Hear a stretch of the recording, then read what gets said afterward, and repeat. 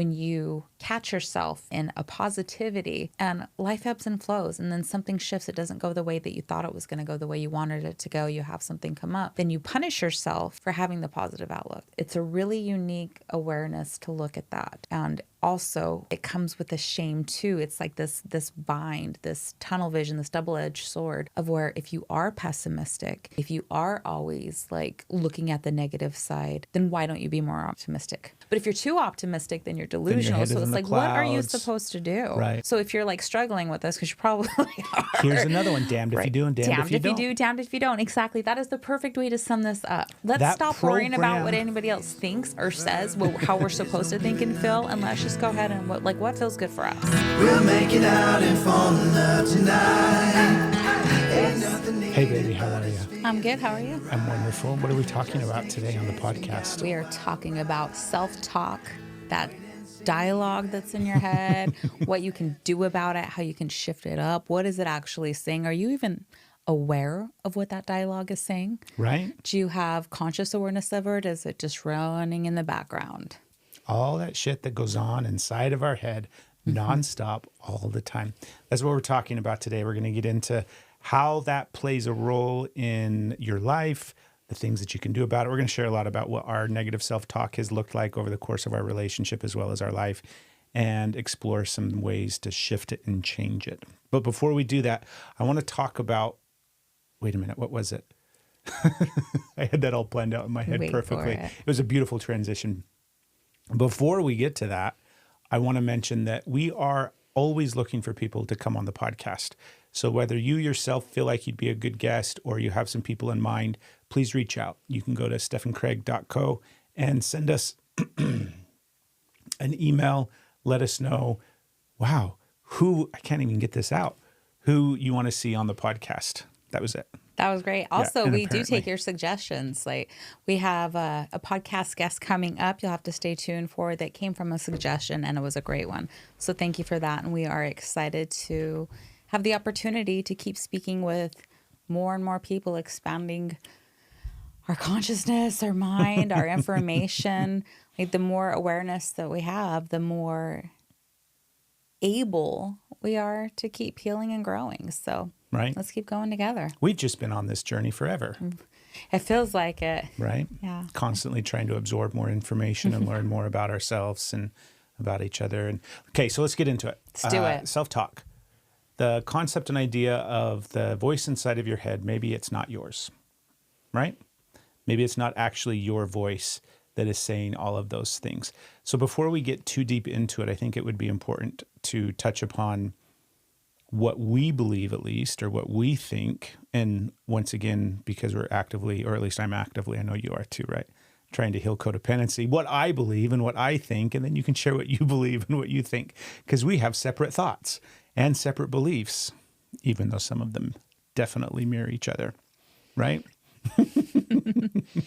Okay, So I want to talk about ego and the differentiation between, is it really my thoughts or my beliefs about myself, or are they programmed beliefs?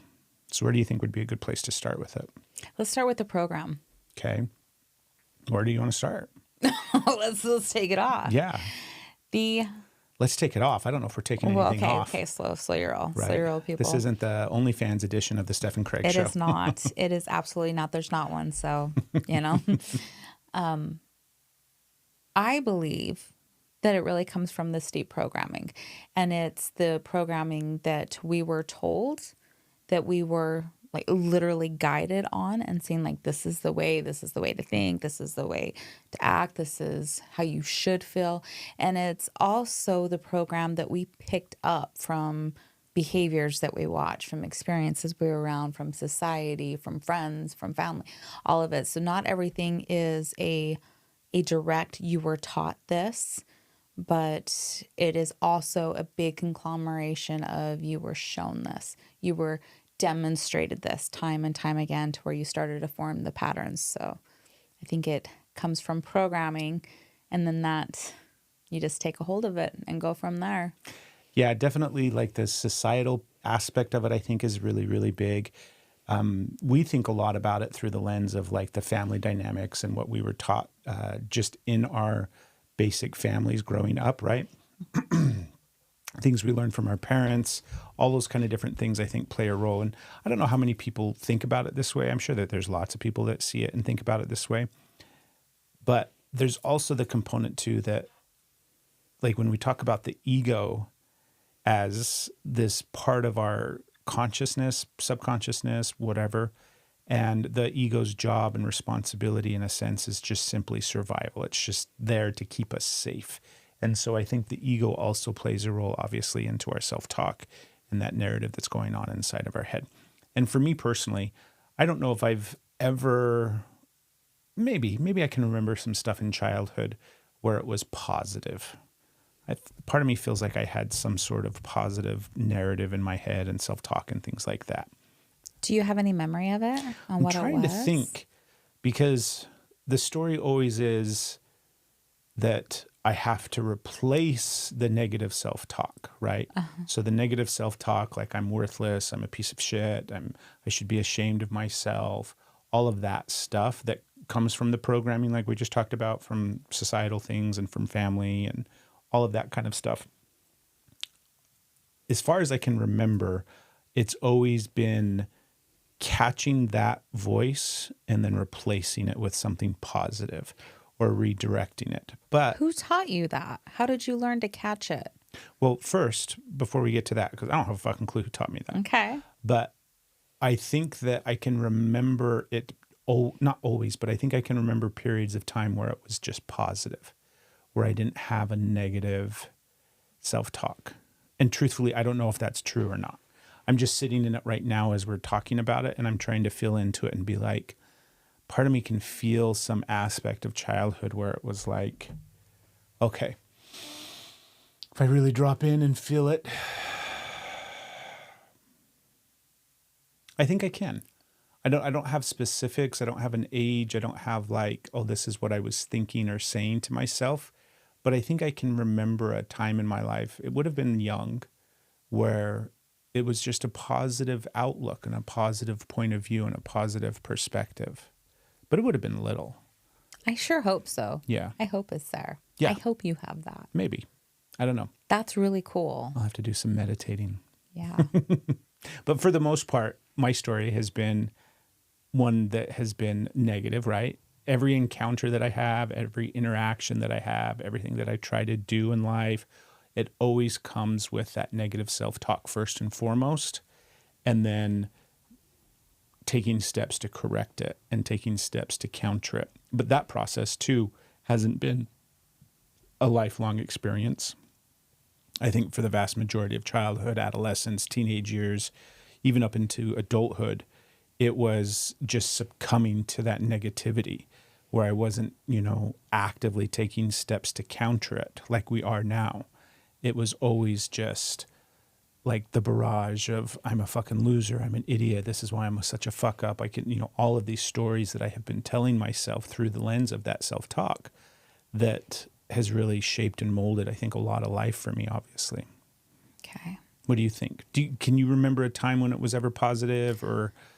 No, but before we switch to me, I still have questions. Let's hear it.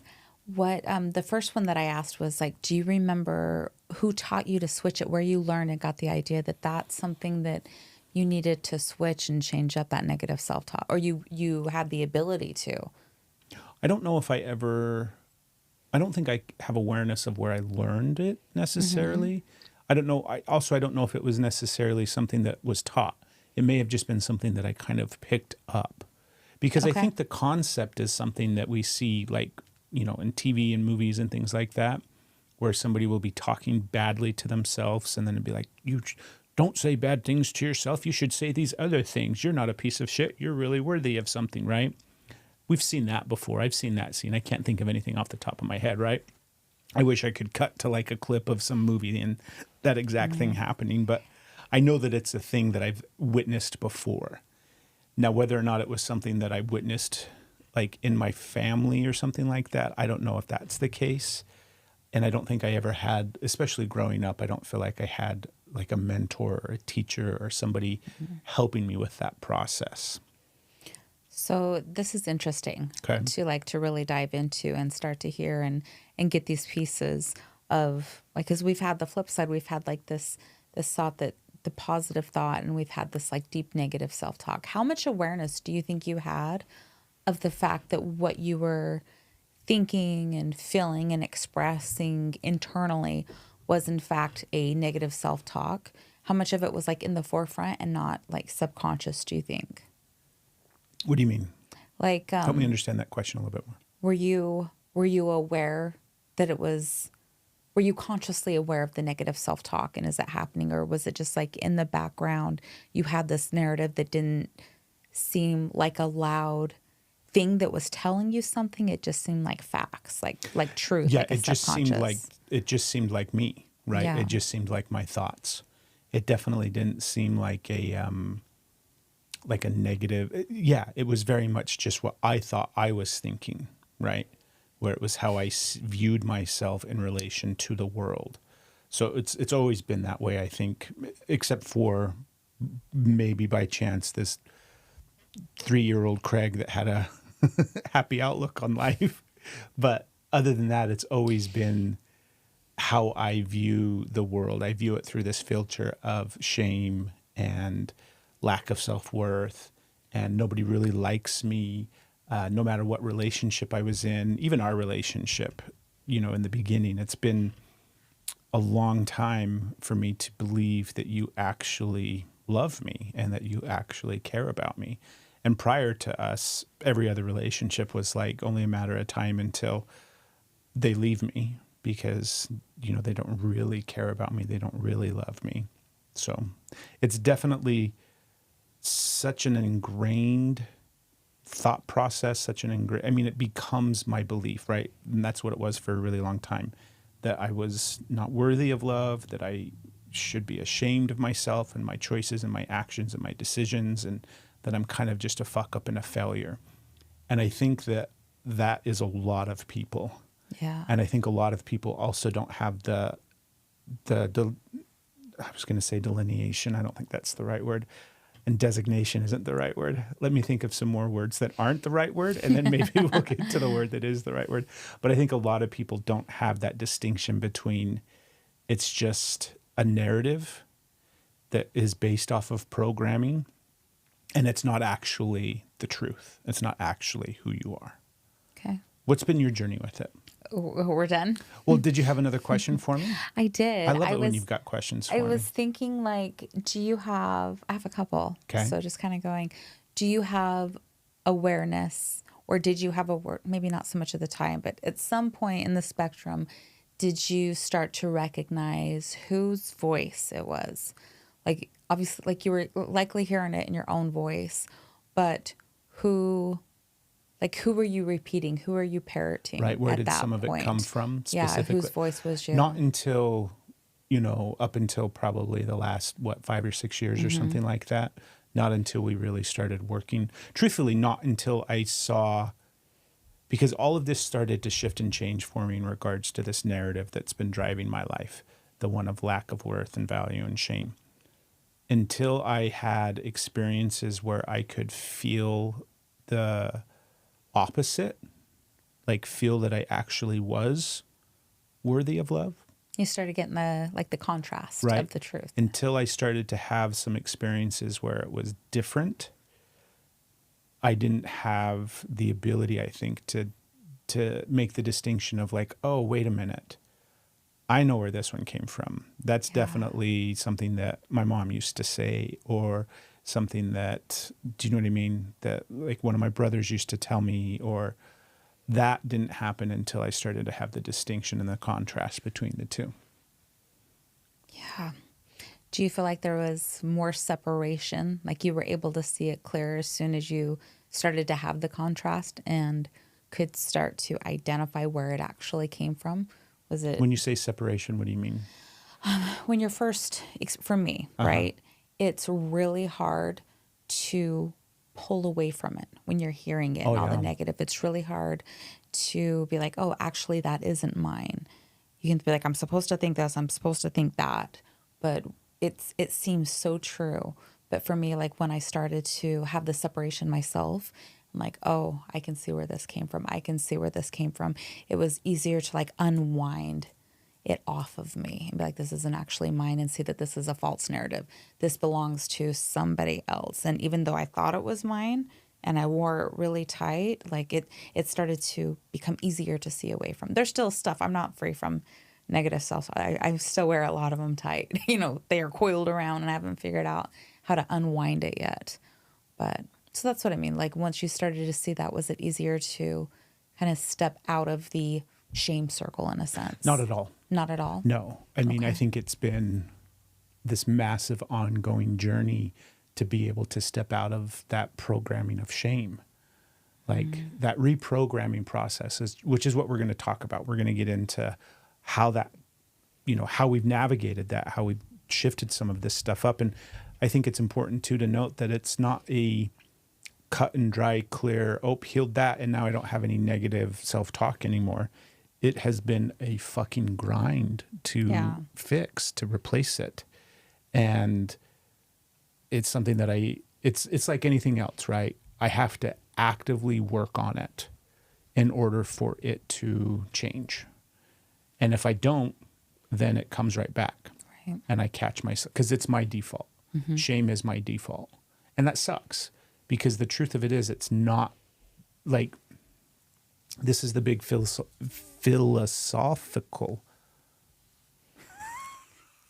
You got this. I don't think I do. You do. You got this. This is the big philosophical side of it, where at this point in my life, I can see it through a completely different lens. And even though I might on the surface think that shame is like my default mode and that my programming is based out of shame, that's true on one layer. But underneath it, the truth of it is I'm completely unconditionally loved and worthy of unconditional love. And I always have been. So I've never had anything to be ashamed about. I've never, all of these things that have been programmed into me, these beliefs about who I am and what I am and how I see myself, that is through the perception and lens of other people. And they projected it onto me, whether it's family, whether it's society. And the truth of it is that I am, in fact, worthy of unconditional love. And that, I believe, is the truth for everybody. Not the shame part or the criticism or the judgment, but the not the unworthiness, but the worthiness of unconditional love. So that's my default mode. And then I just have to remember that. So like that could be the all-encompassing journey of life, just getting back to that space continually of remembering, oh wait, I'm unconditionally loved. And for me, that source of unconditional love comes from a higher power, comes from my belief of the way that the universe is all interwoven and connected, and energy and love and everything like that. And it's different for everybody. Everybody gets to have their own belief about where that comes from. But I believe that that is the base default mode for humans. We just immediately forget it because we're programmed with all this other shit that really, like I said, is kind of the perception from other people. Can I speak to that? Or like, I want to speak to that for just a moment, because I can hear if we're nothing, that we're not supposed to feel shame. We're not supposed to feel shame for anything. We're just unconditionally loved. Nothing we do. You're going to play a little devil's advocate? Well, I'm not going to play a little devil's advocate. I'm going to speak. I'm going to speak directly to to the people that are hearing that and saying, that's narcissistic.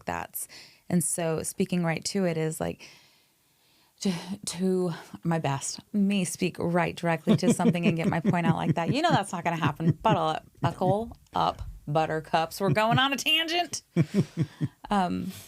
So it's what you're speaking of is your inherent self-worth. Yes. That inherently, I hope I'm using the right word for that, you are good and you are worthy of love and you are not a shameful person, and you believe that for everybody, as do I. And the contrast that somebody might come in with and saying, that does not mean that you are free from accountability. That does not mean that it is just a free for all because you're inherently worthy of love, that it doesn't matter. Like you can be a shitty person and be like, I have no responsibility. That's not what this conversation is. What this conversation is that you are going to make mistakes. You're a human. You were going to make mistakes. You were going to do things that you regret doing. You were going to have programs that you are not going to realize you're doing anything wrong until maybe later down the road, and then see this whole thing of this thing that you've played out over again, or maybe a behavior, an addiction that you didn't know how to stop. And what this is talking about is you are still accountable for your actions, and that there is this healthy remorse or a desire to change, a guilt over an action. But the shame part is that you are saying this is an action, this is a program, and I want to do better and striving to do better, as where shame tells you you are garbage. Mm-hmm. You are never going to be enough. You are never good enough. You are just terrible. And so stepping out of this shame and being like, I am worthy of love. I am good inside. I am love. And I did something that I'm not comfortable. I'm owning that, and I'm doing what I can to make sure that I don't do that again. And when I slip up, because I'm a human and I mess up, I'm loved enough and I'm worthy enough to keep trying, to try again. It doesn't mean that everybody is supposed to give me another chance. It doesn't mean that the world is supposed to bow down and forgive me, but it does mean that I can move with my next step, with whoever's in my space at that time, with myself, to still try and heal. I'm not owed anything by anybody else. And I'm not garbage because I made a mistake. I'm not garbage because I was living out old patterns and behaviors. I'm not garbage because even though I knew better, I didn't have the tools to do better. And I kept fucking up even though I knew what I was doing was wrong. I didn't know how to do it. I'm not garbage because I messed up over and over and over again. I'm worthy of love. I am love. And I can keep trying. And I may not be able to make it right for this person or that person, but I can make it right for me, and I can make it right for whoever comes into my life next. And I think that is an important, for me, distinction to have when people are like, no, you should feel shame. That's a societal program. That's a whole other aspect. What do you think of that? What are your thoughts? I completely agree. Yeah. I mean, I think you're spot on, and I think it's important to mention too, because this whole thing of like, I'm worthy of unconditional love, and I always am, and I always have been, and I always will be. Definitely, like you said, that doesn't negate that I'm also responsible for my choices and my actions. And that's not what you were saying. No. It's one of those. But there was a time in my life where I was not responsible for my choices and actions. And I also felt like I was, I had an inflated, not just an inflated ego or an inflated sense of myself. I would describe it as being oblivious to the truth of things. So it's not even like I'm inflating it because I'm trying to, make up for, it was like, no, I was just oblivious to the shame part of it. So in an effort to avoid shame, I would go so far over the edge towards this like inflated ego that I could do no wrong, that I was really this thing or that thing. And that was just overcompensation, right?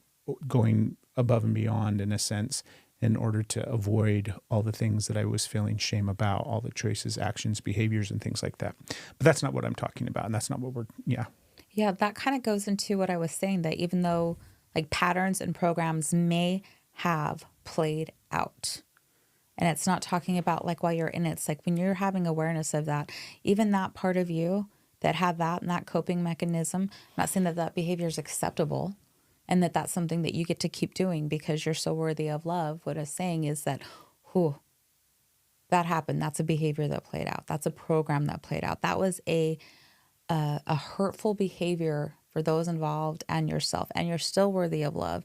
And now when you're looking at that, you're saying, I can see that and I can be accountable for that and I can move on. And I'm not saying you should love me because I'm worthy of love. You're saying I can still love myself, and I am still loved, and I am still worthy of love. Not that you must love me because of this. And you made mistakes, as everybody. This isn't like being like, oh, it's okay, you're allowed to, it's not that bypassing. Sometimes it's really painful and hurtful. Sometimes the mistakes and the actions are big. Yeah.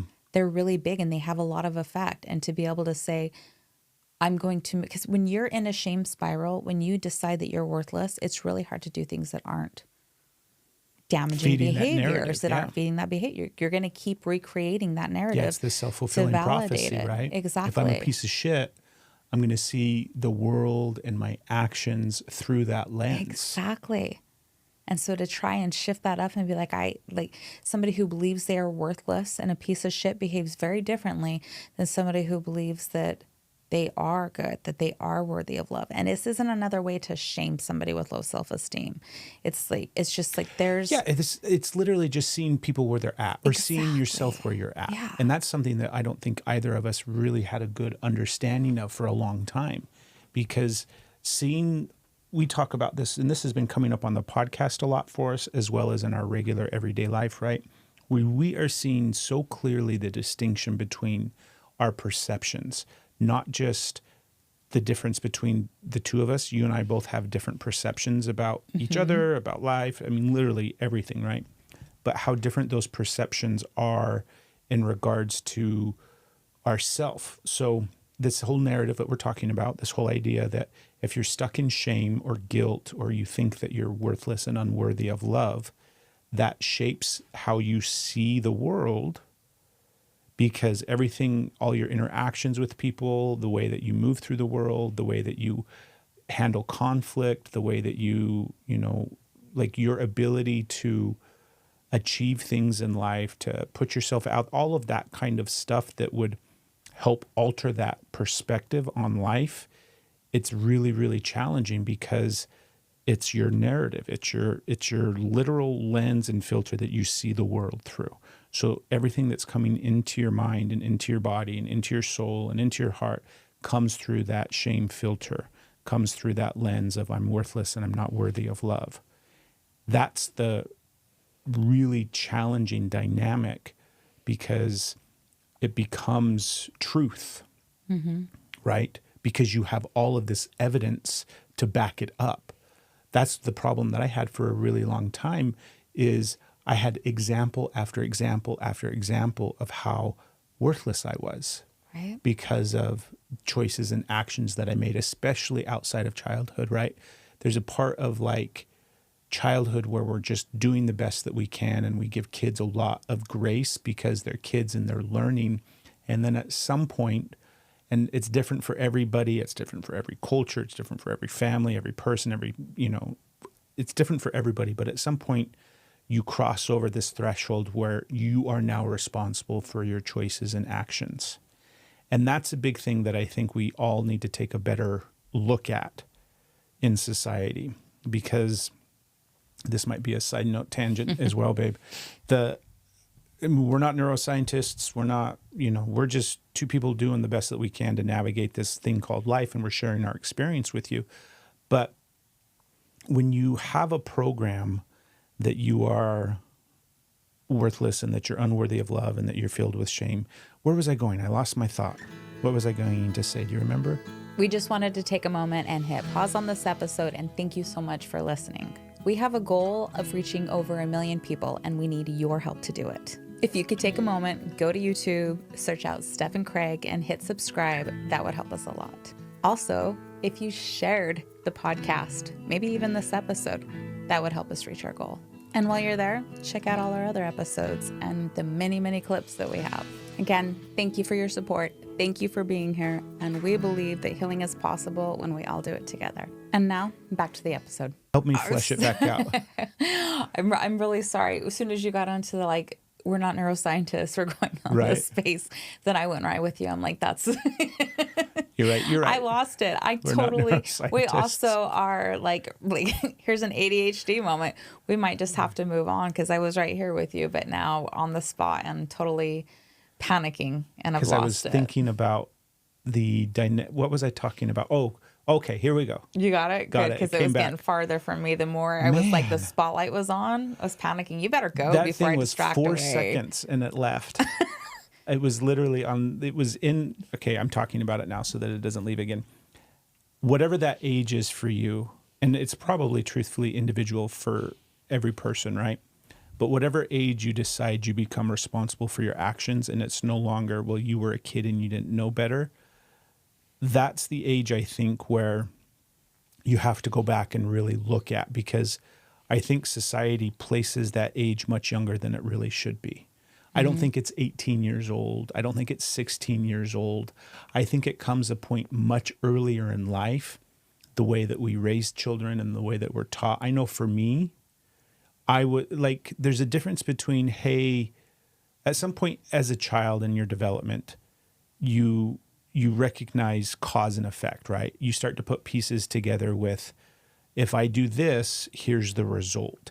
And I learn how to lie in order to get what I want. Like little kids play that game, and they play it little. Like it's healthy development. Okay. 3-4 years old, right? Where you start to put the pieces together, where you recognize, wait a minute, I can manipulate mom or dad or caregiver here in order to stay up later, to get an extra cookie, to do whatever it is that I want to do in the moment, right? Okay. I learned how to do that at a very early age.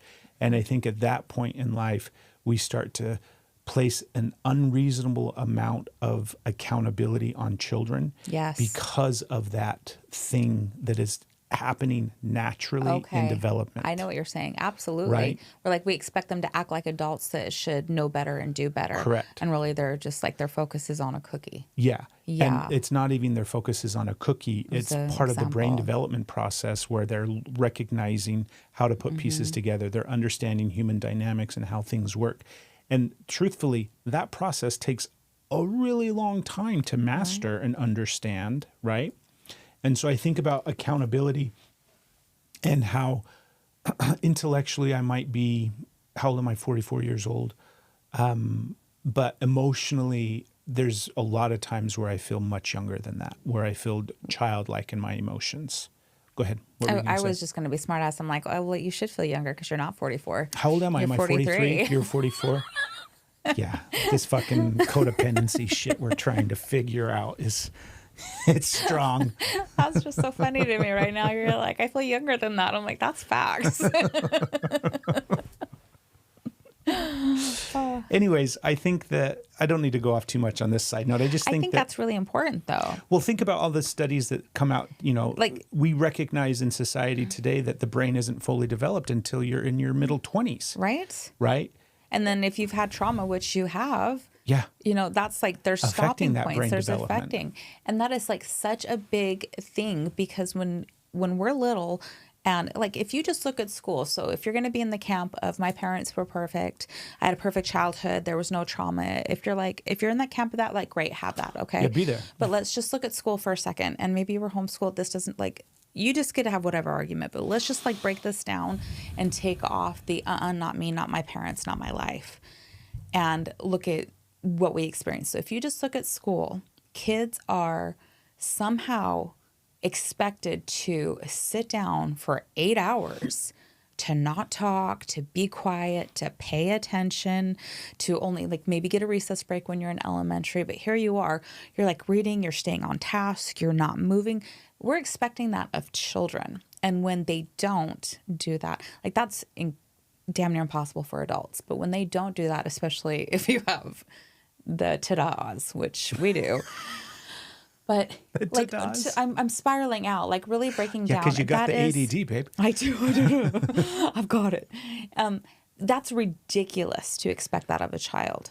And then when they cannot comply, when a child cannot sit still, pay attention, remember what you were told, all of these different things, then they're being distracted. They're not focusing. They're being disruptive, and they're being a bad kid. You're expecting these little kids to somehow have the wherewithal of an adult to sit here and focus, which again is, and then they get that narrative.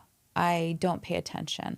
I'm not good. I'm a bad kid. That there's something wrong with me. I can't remember. I'm stupid. All of these things because you put a kid in a seat and said, don't move, pay attention, don't speak, don't have any needs, don't even have to go to the bathroom, and remember everything. Yeah.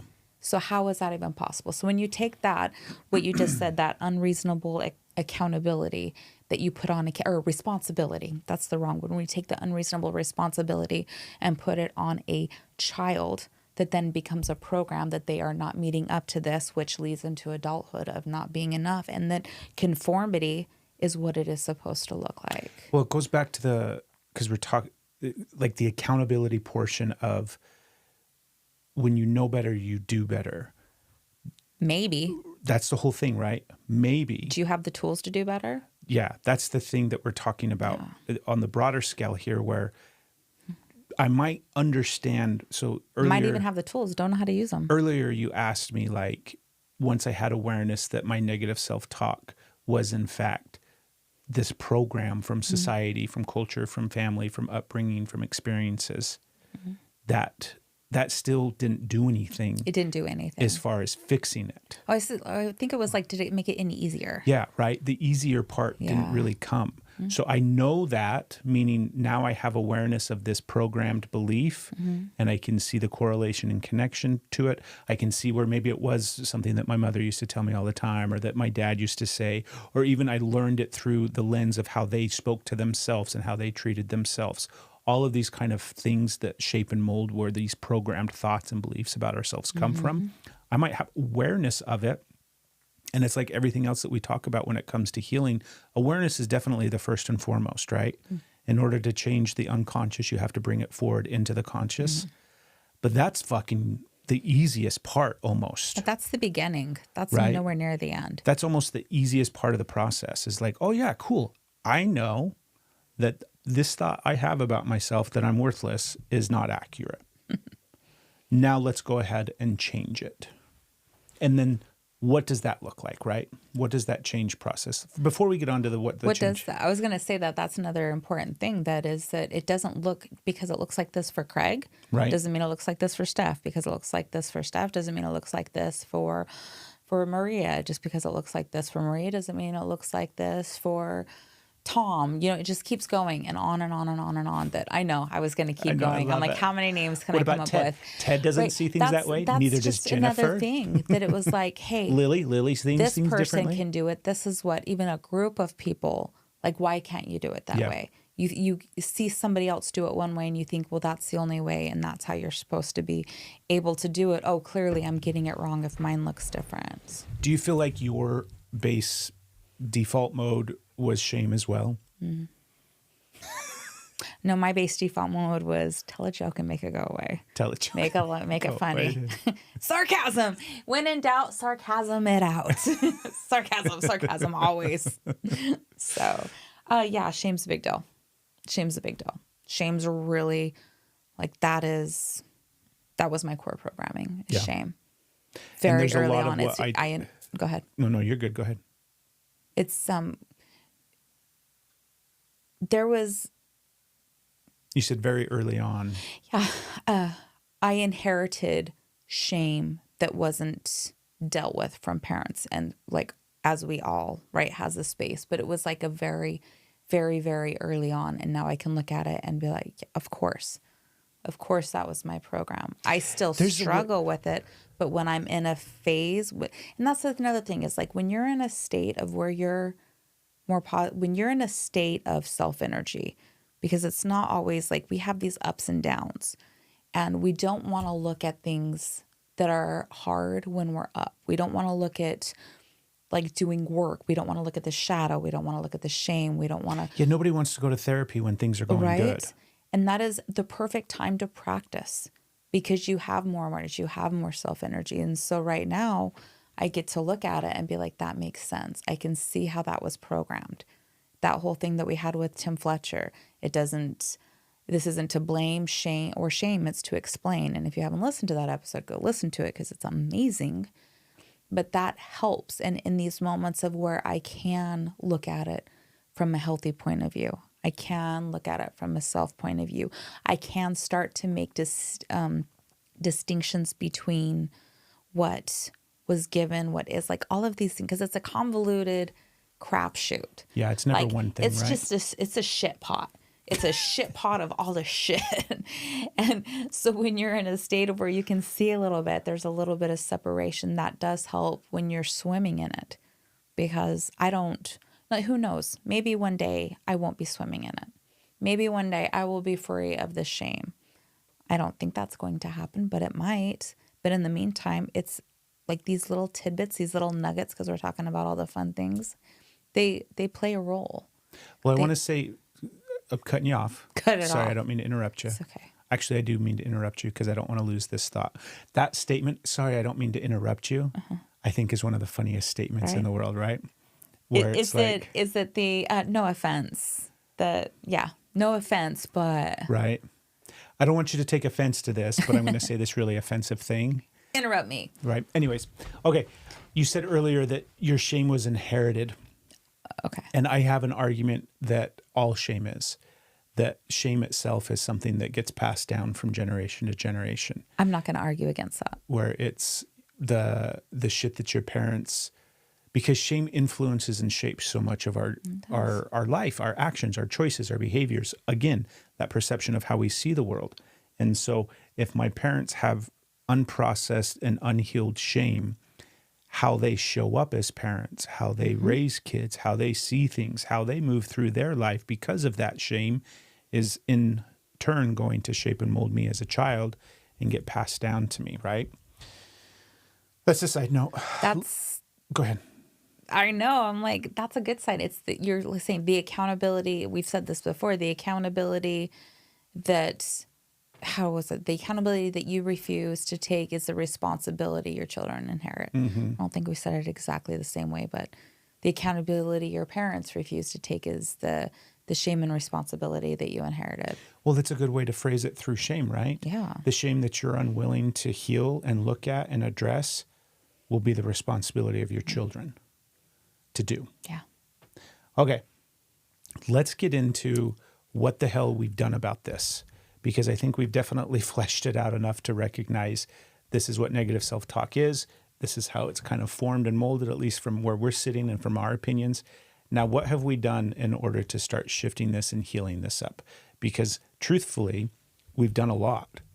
The truth of it is our perception of ourself and the way that we see the world around us and the way that we see each other and the way that everything has significantly changed for us in the last 5, 6 years, 7 years, 10 years, right? Yeah.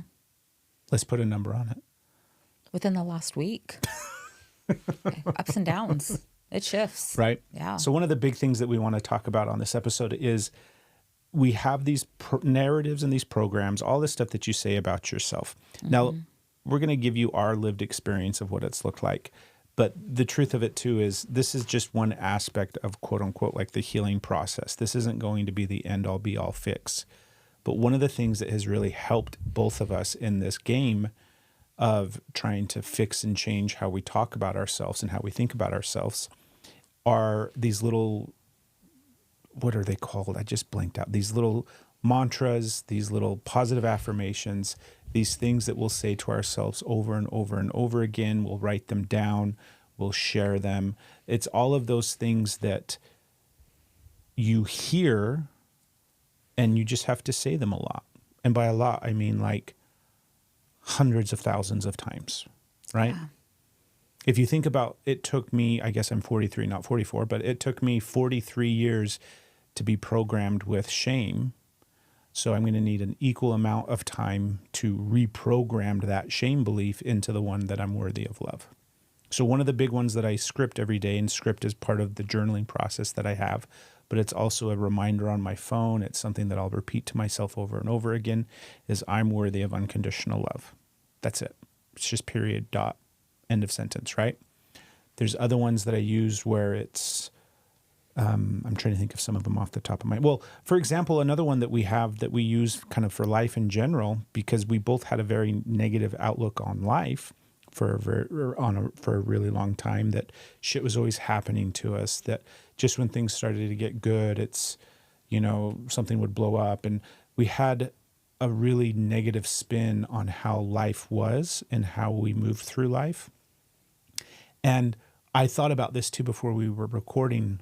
There are so oh my God, baby, I'm getting so squirrely because this is like, I'm excited to talk about all of this stuff. But our tagline for the end of the podcast, expect the best, plan for the greatest. Like, it's a play on words, because expect for the best, plan for the worst is where it comes from, right? That's a very common statement. Expect the best, plan for the worst. Yeah. Because you're always going to be planning for the worst case scenario, right? So it's, hey, be positive about life, but you really better wait for that shoe to drop. But really, right? We all know that life's a shit show and that it's only a matter of time until something bad happens. Or same shit, different day. right? Yeah. That's another one that we hear a lot in society that gets thrown around. And there's people, we all know people that move through life with that. Hey, how's it going? Same shit, different day, right? That's such a like broken down negative viewpoint on life that you're programming yourself by saying it over and over again when people ask you, how are you doing? And that's what we're talking about here, where it's those little phrases and statements that get repeated in your head over and over and over again that shape and mold how your actual lived life is. And that's all we're offering up is an opportunity to change those and switch those up. So what are some of the ones that you really like that you use? There's just so much to say off of all that. Keep speaking then. We don't have to go one right of to the the things that mantras. is just like going on in the space is how it somehow the societal program is if you are negative, right? If you have the negative outlooks, if you're prepared for all the bad things, and it's not saying be oblivious, right? We're not talking about that.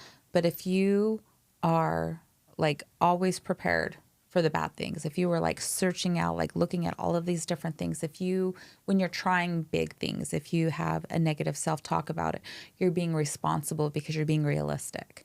And if you're positive, if you're just like positive, you're like really leaning for the good things. If you're having a good outlook, if you're having that, then you're being irresponsible because you're being delusional. And like that's a really big societal thing to look at, and to where when you catch yourself in a positivity and life ebbs and flows and then something shifts, it doesn't go the way that you thought it was going to go, the way you wanted it to go, you have something come up, then you punish yourself for having the positive outlook. You punish yourself for not being realistic, aka being pessimistic. And it's a really unique awareness to look at that. And also it comes with a shame too. It's like this bind, this tunnel vision, this double-edged sword of where if you are pessimistic, if you are always like looking at the negative side, then why don't you be more optimistic? Why don't be why too don't you think optimistic. positive? But if you're too optimistic, then you're delusional. head So is it's in the like, what are you clouds. supposed to do? Right. So if you're like struggling with this, because you probably are. Here's another one. Damned if you do and damned if you don't. do, damned if you don't. Exactly. That is the perfect way to sum this up. Right. So let's That stop worrying about what programmed- anybody else thinks or says, how we're supposed to think and feel, and let's just go ahead and what feels good for us. But even that statement, let's stop worrying about what other people think or Did say. I just do it? But that concept, idea, that phrase, that also is a programmed thing from society where you shouldn't worry about what other people think about you or what they say, and you should just stay focused on yourself. Yeah. Your voice is the only one. Like, we talk about it, and it's almost like society points exactly at the thing, right? Where you have the ability to control the shape and outcome of your life by your programmed beliefs about yourself. So don't worry about what other people think about you. Only worry about what you think about yourself. And in that statement alone, I think has this inherent undertone of like, if you can't do that and you do care about what other people think about you, then you're a failure. Okay. Then you're missing the point, right? Well, I'm not that far along.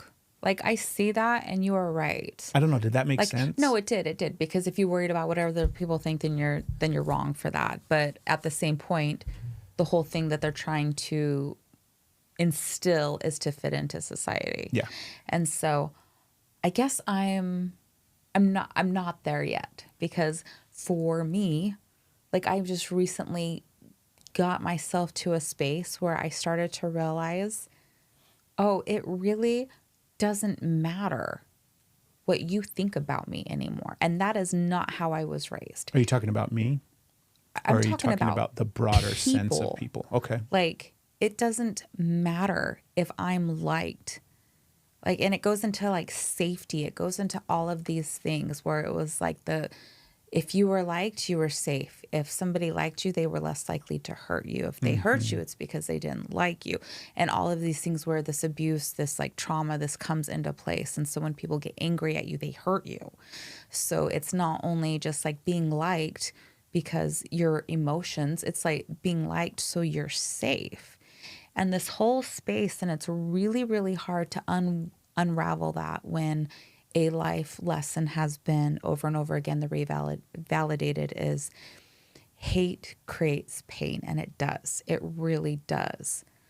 For me, I just like have so much shame with all of this. Like even like we'll talk about my body. Okay. I am like, this is the biggest I've been. And I just hang out here now. It's just where I am. It is where I am. And everything was like, I'm not worthy. I'm not good enough. I'm disgusting. I should be ashamed of myself. Like I deserve to be cheated on. I deserve to be left. I shouldn't have all of the, so many things that come into this just one factor. Okay. This just one factor of the size of your body. There's so many other things out there, but this is what I'm focusing on right now. Obviously I have a privilege of like the color of my skin. So I know that there's all of these different factors and I'm only speaking to one thing. Recently, I stopped, like I would have so much insecurities on reels, on all our content that we create. Like, don't show me from that angle. Like I'm so like, and I thought if I could just hide it, because I'm trying to hide it. And so where I'm like, you know what? Like this is my body and I'm okay with it. This, like I was wearing comfy clothes the other day and I'm like, these are the most comfortable. It was not a flattering outfit, but fuck, I loved it. It was like swishy shorts. They were soft. I was wearing this like, I don't know, bralette crop toppy thingy because it just held like it. I know we're getting off topic, but the point is I felt so comfortable in my skin. I didn't look like society says I should look.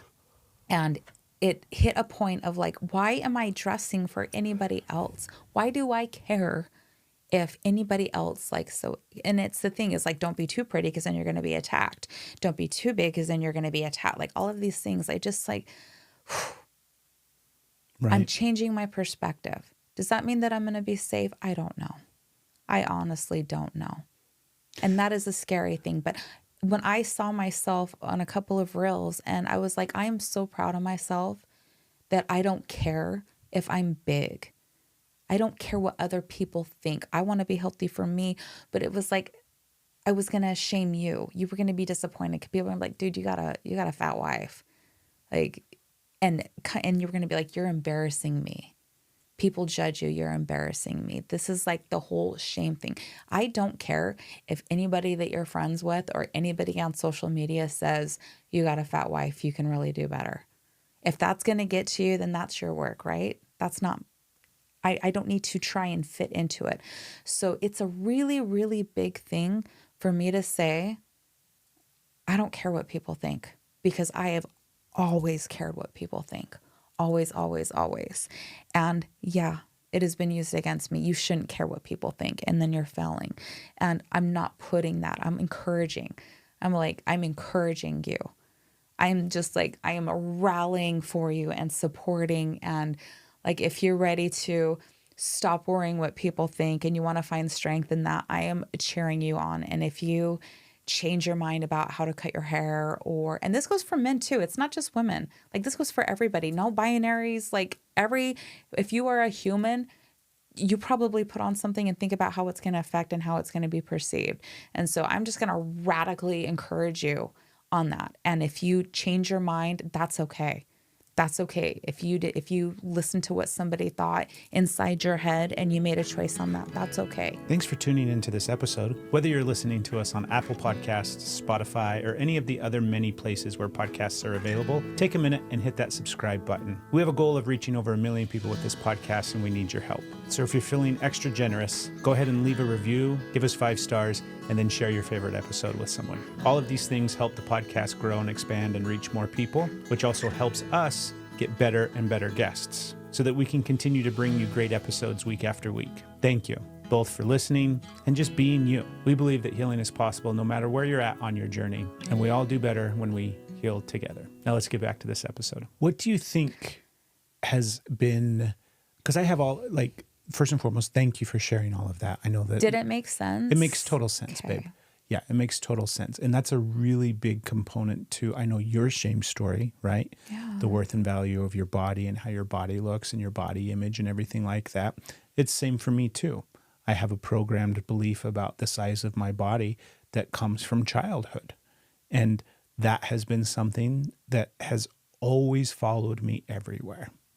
Every time I've looked at myself in the mirror, I don't think, man, that's a pretty handsome looking kid looking back at me, or a man or a child, whatever, right? Whatever It phase started of little, life. yeah. It's always like, man, I'm fat. I'm always fat. Same thing. These are programmed beliefs that we have about ourselves that aren't true. And we have to learn. So what has been the thing that has helped you shift this? Because the other big thing too, right, that we were talking about earlier and that I think it's really important to know is, even though you have, again, you have awareness that like we could say this thing about you, right? Where at 17 years old, 15 years old, 25 years old, whatever point in your life, you understood that you shouldn't care about what people think about you. It was like 2 days ago. This is new. No. I'm not saying the shift happened. Okay. I'm saying the awareness of the thing. Okay. So at some point in your life, somebody told you, don't worry about what other people think, you're beautiful, right? It's not a big deal. Don't concern yourself with what other people think about you. What's important is how you think about yourself or how you feel about yourself. Also, don't embarrass me. And don't embarrass me. Right? Don't care, but don't embarrass me. But that program, that idea or that statement that you shouldn't concern yourself with the thoughts of others, you knew that for a long time. That's something that you've been aware of for a really long time. So having awareness of that belief didn't fucking fix it. Didn't fix it. Didn't change it. Did fuck all to shift that program, right? Made it worse. Made it worse because now here's another program that I'm failing. Yeah. Somebody tells me I shouldn't do this thing and I can't stop doing this thing. So now I'm failing even more, right? More shame, more programmed belief of not being worthy, all of those things. What has shifted? What has helped the process? Okay. What steps have you taken?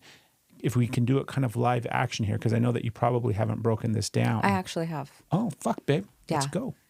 So mantras and positive talk felt terrible.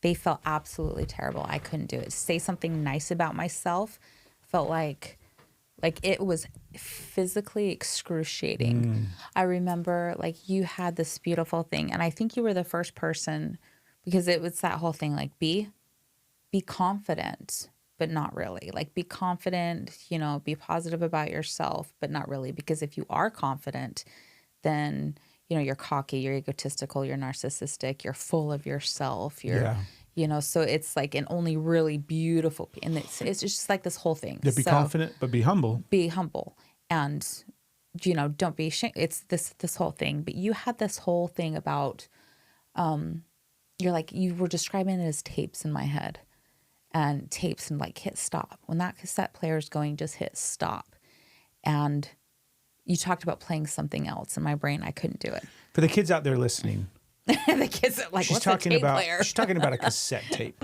You can say mute on the radio, okay? Again, imagine pushing pause on your phone.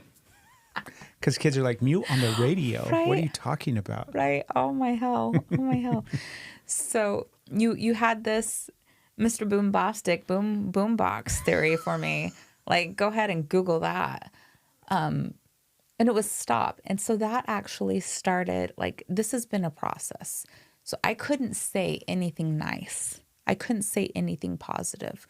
But I would tell myself physically, stop, stop, stop. And that was enough to like, boom. And it didn't happen overnight. It was really hard. My negative self-talk was so intense that if something happened, if I made a mistake, if somebody did something to me and I didn't see it coming and I didn't know how to stop it and I couldn't prevent it, then it was so bad that I would go to a mirror. The only time I make eye contact with myself is in a shame cycle. And I would go to a mirror and I would just unberate myself. I would literally like take myself and punish myself and just come unglued on how stupid. And I want to understand what you're saying here. I would go like in a bathroom because I had to be by myself and cry and look at myself in the mirror and make sure that I punished myself for every positive thought I had, for any way that I had hope, for anything that I thought was going to happen, anything that I thought I deserved. I would hate myself so loudly and so viciously and so hard. Like I would never, you hear that, I would never say the things to somebody else that I say to myself. But the things that I would say were horrible. And I did that since I was little. So I learned how to talk to myself like that. I just want to, like, this might be food for thought later on. This might not be something that you want to talk about or get into, but I think listening to you right now talk about that, like you said, you've done that since you were little. I think you learned that. That's something I think you were taught how to do by probably watching somebody else do that. It wasn't only watching somebody else do that. It was repeating the horrible things that were also said to me. So it just like, double scoop, like, right? Bring it on. Second helping of shame. So telling myself, oh, you actually are worthy of love. You actually are a good person. You actually are good enough. You actually, anything positive, like I am enough. I am worthy of love. I like myself. I deserve happy things. Like things go my way. I get to receive all of that. There's no fucking way. It hurt physically. To hear those things? To like, I couldn't hear them, but to say them, there was no way. There was no way. Positive affirmations were not something that I had access to. Yeah, they didn't work. They didn't work. So the stop was a start. The stop where I could just like stop. I didn't have to say something nice.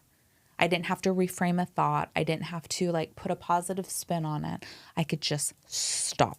So stopping was my road out of the dark. Stopping was where I could finally start. There's something there with that. I'm going to think about that a little bit more because that's a big deal. But stopping is where I could start. I think it's a great place to stop. To start. Did you know? Like that came from you. Yeah. Like so. Like that came from you. That's You're welcome. really right. That's a really cool thing. Thank you. Well, I think. Go. Did you have more you were saying? Oh, I have so much more. Can I keep going? Please, do you think? Babe. Please. For me, and then so stopping was where I could start. Like this is something that I've worked on for a really long time, and I've helped a lot of people through. This is a flesh out. It's a stopping is a start, and then when you start to practice, when you start to see affirmations, when you hear this, if you don't believe them, your body's going to reject them because you feel like you're gaslighting yourself. I am worthy of love. The fuck you are. You can't take that. So you have to break it down and break it down and break it down. And this was kind of like Louise Hay Mir work. Like this came from like chunks. You break it down till it's something that you can believe and you start with. So it's like, I love myself. You look in the mirror and say, I love you. There's no way like I could ever. So, and then just bringing it back down. I want to love you. I'm learning to love you, or I'm learning to love you. I want to love you. I like you. I'm learning to like you. I want to like you. And it's like, I want to not hate you anymore. I want to, like, wherever you are, you find something that you can stomach. Because going from you deserve to not be here to you are so worthy of love isn't going to happen. And maybe it can. Let me erase that. Maybe you can do that. Maybe that jump is perfect for you. If it is, do it. But I had to start very small to things I could believe and build. And it took a lot of practice and it's taken a long time to now I can look in the mirror and be like, I love you. I love you. You are so worthy of love. And some days I still like talk like shit. You catch me all the time. You're like, hey, don't talk about my wife that way. Cause I'm like, rah. So it's a process, but that's how I started. I think, thank you. You're welcome. Sorry, there's a lot here as well that I want to try to flesh out and articulate. That's not what worked for me. Yeah, I want to know what worked for you. I remember when we were going through this phase of recognizing what the statements were that we were replacing. So like not only recognizing the negative self-talk, but then replacing it with something that your body can resonate with and believe. That didn't really work for me. Yeah, what worked for you? And so the thing that helped me in this process was recognizing that they were programs, recognizing that they were simply things that I was taught and told, and, recognizing that these things that I was saying to myself came from some source outside of myself and that they were just a programmed belief about how I saw myself. That's what helped me. And then it just simply became, cool, what the fuck do I want to program? What do I want to replace these with? Because these ones aren't working anymore. These ones don't serve me anymore. I'm fat, I'm lazy, I'm ugly, I'm worthless, I should be ashamed of myself, I'm a fuck up, I'm a loser. Those ones weren't working, right? They got me the same result. So recognizing and believing that they were programmed beliefs. And that's the part that's kind of like slippery for me in the space where it's like, I don't know at what point I started believing that they were programmed beliefs. That might have been only in the last 5 years or so. We talk a lot about the journey that we've had together over the course of our relationship, and it's been this continual, perpetual growth and healing. But the truth of it is, 10 years ago, I was still unconsciously, I was oblivious to a lot of these programs. So I wasn't aware that they, quote unquote, were programs that I was repeating in my head. It was still just the narrative that I was saying to myself, right? And so at some point, seeing them so clearly as a programmed belief then made it much easier for me to just start reprogramming them with the ones that I wanted. I'm worthy of love. I'm capable. I'm strong. All of the things that I wanted to start saying to myself. So it was less about because saying something like I'm worthy of love, I still struggle feeling it in my body. It's not something that I'm like, oh, I can feel that belief and it washes over me and it fills me with so much joy. No, that's not what's happening for Craig. Craig's lived experiences, I'm not necessarily feeling that 100% fully in my body. Now, there's times where I am. There's times where I'm really somatically connected to what I'm emotionally feeling and processing, and I can feel the wave of unconditional love flow through me. But day in and day out practice of it, it's just me reprogramming. It's just me pulling out that thing that's a lie that I was told, that thing that society programmed me with, bullshit from mom and dad, from brothers, siblings, everything, right? And putting in what I want. I want my belief system to be I'm worthy of unconditional love because I believe that I am. And I also believe in the programmable nature of my brain from the perspective of I'm just this, literally the brain I think is just this fucking thing that we can reprogram like we could a computer or something. So that's what really helped me, where it was less about, okay, feel it in your body and make sure that the feeling really resonates with you. And if you have to tweak it and dial it in, and I think there's massive benefit to that for some people. And there's parts of it that are beneficial for me as well. But really it just became, oh, I believe this.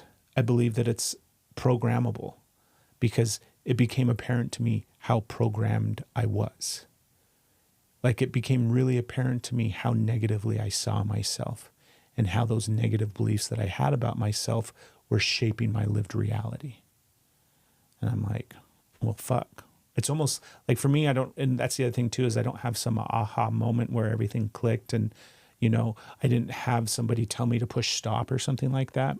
That helped me for a long time, catching the beliefs, catching the narratives, catching the self-talk, because it's so unconscious. Like we were talking about earlier, it's just the default mode that you're in. So being able to recognize those thoughts and those words were really helpful, and pushing stop and then being like, take that cassette out, throw that shit out the window, right? Let's put in the one that I actually want to listen to. Let's program the things that I want to believe about myself. Let's program how I want to see myself in relation to the world and how I want to see my life. And now we come up to expect the best, plan for the greatest. Right. I'm not just expecting the best for my life. I'm going to start planning for the greatest things to happen. Yes. Right? And then of course, there's a part of me, and that's the other thing. And we had this awareness the other day too, right? I think it was yesterday, where, let me see if I can flesh this whole thought out. because the counter to, like, I'm always going to have the devil's advocate inside of me. Expect the best, plan for the greatest is a great phrase, and it's a great mantra. It's a great statement. I love it, right? We've been using it for probably about a year now, and our life's getting pretty And it's great, working. right? Our life's getting pretty great. And the part of me that says, yeah, but the part of me that has the counter to expect the best, plan for the greatest, the part of me that is still inside thinking, this is going to work really well until it doesn't, right? Plan for the greatest is awesome, but what about when? That part of Yeah. me hasn't gone away. And so what I've started to do, and this is really fresh, what I've started to do is, rather than shame that part of me for still thinking that way, or judge that part of me and telling that part, hey, you don't belong here, shut up. What are you talking about? We've got this new mantra, your old program's an old outdated program, get rid of it. You're not welcome. Instead of doing that, now I'm just being like, I hear you, dude. And you're loved and you're accepted. And I want to create a space where you feel safe to speak, where you feel safe to be heard, where you feel safe to express that thought without criticism, without judgment, without me getting angry at you or anything at all. You get the space to say what it is that you want to say, even if it's a negative belief about us or about life or about how you see things. Because there's a part of me at some point throughout my life that was programmed with that. And it might just be the core ego part that thinks everything bad's going to happen and I have to protect you from it. So don't ever leave your fucking house or talk to anybody because it's not safe to do so, right? But rather than push away from it, shut it down, kill the ego, get rid of it, whatever, however we want to think about it, now I'm just going to do the best that I can to allow it to be present and hold space for it and love it as unconditionally as I want to be loved or what I believe I am worthy of, because that's just a part of me as well. I love it. I love it. I think that is like so beautiful. And it's why it's so important to not box yourself into, well, this is how this person did it, so this is how I have to do it. Because you and I Yeah. are very different on that. We're like reaching for the same outcome, but we got there differently. All the time. And if like We when I never was get to the same place. Like we never get to where we're going the same way. right, we get to come with our own stories to be like, hey, Yeah. guess You I never, took a bumpy road. You never want to go the way that I want I to go. can't. I'm always Like- like, hey, baby, don't do that. And you're all, well, I that's know what I'm doing. And I'm like, try this. And you're like, I'm not doing that. Yeah. And sometimes, we end up getting there. But that's the thing, too, is like people tell you this is how you should do it. Mm-hmm. If you want to do this, this is how you do it. And this is the only way. And that's not the only way. That is not the only way. It is so hard. And like your way is so beautiful. And like I'm building, like now my mantras aren't, my favorite mantra right now that is just working and going is, universe, do you know what I want? Universe, do you know where it is? And then listening and going and following and flowing. And when things happen, like life is life. Life isn't a steady upward stream. Life isn't a steady, life is, and maybe it is. I just might not have the perspective of it. But in my reality, like there's ebbs and flows, there's ups and downs, things change in life. And I get the space to be like, what am I learning from this? And actually believe that, which I never have before. And I'm also giving myself the space to know there's going to be things that I'm going to experience that I'm not going to say, what am I learning from this? I'm going to have to grieve. Yeah. I'm going to have to feel a lot of really, really hard things. It's going to be sad. It's going to be hard. I'm going to feel angry. There's so many things out there that I'm going to have to feel and figure out how to move from there. And I'm aware of that. Yeah. And I'm not spending my life trying to shame, blame, and prevent every bad thing from ever happening, because that's an ultimate failure on myself. And because I didn't do this, that, I'm just like, universe, you know what I want? Universe, you know where it is. Expect the best, plan for the greatest. It took me a really, really long time to get here. And now, like you said, now you're like, what do I want? That's an old program. What do I want? I can start to think that way. But I had to start from stopping. had to start from scratch to get there. So I think some things, because we're going to wrap up here, but I think some things that I think are important to take note of is what you say to yourself and what goes on inside your head, that thought process, that belief system, all the little things. We've talked about it all throughout this episode. Those things are really important to start bringing awareness to. Mm-hmm. Now, you might not have the same baseline shame program that we do. You might have some different variations of it. You might have a very positive outlook on life and things like that. That's great. Yeah. But start bringing awareness to what you think about yourself as well as the world around you. And just get really curious. It doesn't even have to be a fix or solution. It doesn't have to be, okay, I have awareness of this. Now what do I do about it next?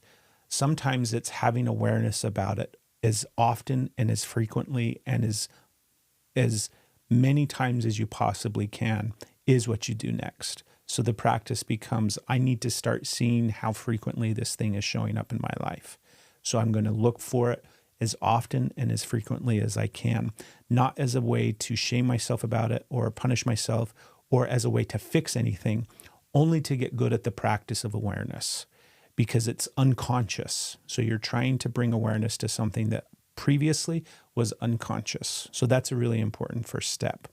And then also making note that if none of this episode's resonated with you and you're just like, yeah, this self-affirmation and daily mantras and, writing things on my mirror or sticky notes, or we do reminders on our phones a lot. So I'll pick up the phone and it will have one of these mantras that I like about myself. I'm worthy of unconditional love, all of these things. So I'm seeing it continually. If that stuff doesn't work for you, and you think, I'm just always going to be stuck in this negative, these kind of things don't work for me, that's a spot that you're at in the healing process. Because we also thought that way. I very much thought that this stuff was bullshit for a long time. That don't tell me that I just have to meditate on some mantra or say some positive affirmation over and over again, and it's going to fix, the last 40 years of shame. I didn't believe it. Now, it's not to say that I'm right and you're wrong, or we're right about what we're saying. It's just acknowledgement that you're going to be at different stages of healing throughout your life. And this thing that we're talking about might not be applicable for you right now.